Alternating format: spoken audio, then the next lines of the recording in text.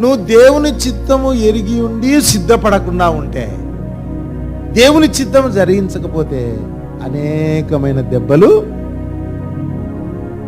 మనం దెబ్బలు తినడానికే ఉండేది, లేకపోతే దీవించబడ్డానికే?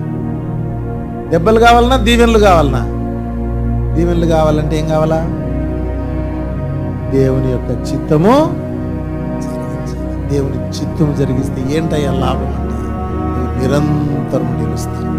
మొదటిది. రెండోది, మనవి ఆలకిస్తే సరి చెప్పినట్టు. మూడోది, దేవుని చిత్తము ఆహారము కంటే శ్రేష్టమైనది. నాలుగోది, దేవుని చిత్తం చేయడం ద్వారా సంతోషం మన జీవితంలో.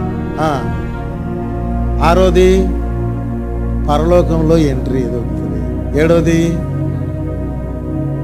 దేవుని యొక్క కుటుంబంలో ఒక వ్యక్తులంగా చేర్చబడుతుంది.